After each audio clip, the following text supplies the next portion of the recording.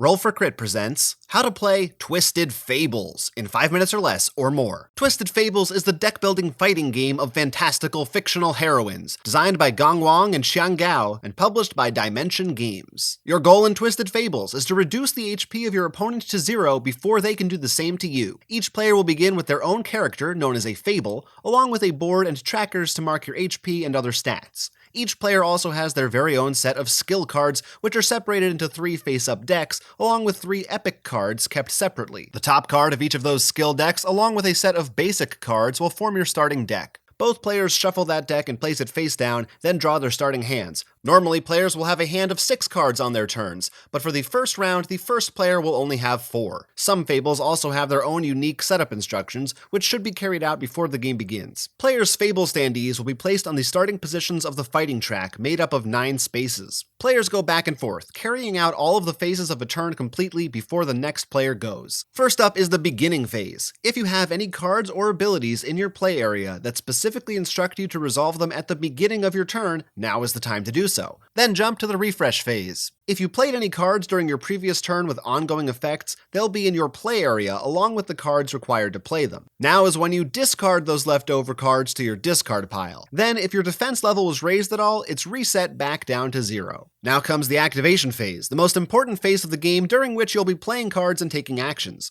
There are a number of actions you can take, and you can take them as many times as you're able to in any order you wish. Most of them revolve around cards that will be played from your hand. You can play any number of cards of the matching type as a single action, or you can split cards of the same type up into separate actions as you see fit. Basic cards come in 3 categories: attack, defense, and movement. A movement card allows you to move a number of spaces equal to its movement value or level as printed in the corner. You can only move in one direction during a movement action, but if you have multiple movement cards and you choose to play them as separate actions, you can move back and forth during the same turn. You can never share a space with another fable, but you can move through them as long as you have enough movement points to do so. Normally, you must use all of the movement points on your card or cards during an action if able. However, if you have more movement points than is possible for you to spend, either because you've reached the end of the track or because moving further would result in you ending your turn on a space with your opponent, then you end your action early without using the full movement value. Moving is important as you'll want to position yourself optimally to be able to attack your opponent using the attack action. In order to make a basic attack, your opponent must be at range 1,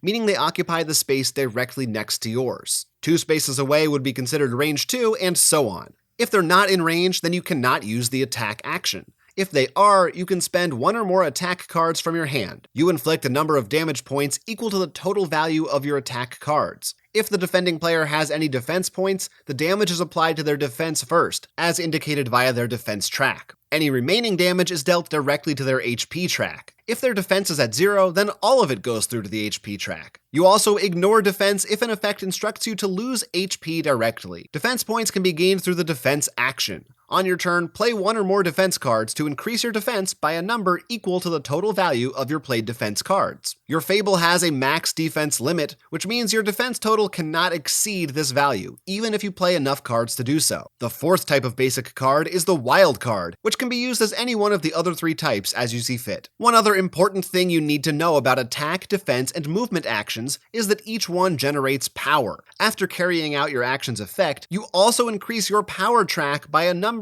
equal to the total value of your played cards. Even if you were unable to utilize the full value of your action for movement or defense, you'll still receive the full amount of power. You can even take a movement or defense action when it wouldn't otherwise benefit you solely to gain more power. But remember, attack actions can never be taken unless your opponent is in range. Power is important, and you'll be using it during the Power Up action. This is when you can add new cards to your deck. You can choose face-up cards from the tops of the basic card decks, or from the tops of your personal skill decks. In either case, you'll need to spend power by lowering your power track marker a number of spaces equal to the card's cost in the top right. The newly purchased card is placed in your discard pile. When your deck runs out, you'll reshuffle your discard pile to form a new one, giving you access to these new cards on future turns. When powering up via one of your 3 skill deck piles, you can only purchase the topmost face-up card. You'll need to purchase them in the order they're arranged at the beginning of the game before you can reach stronger cards closer to the bottom of the pile. Each pile also has 2 twist cards marked with this icon.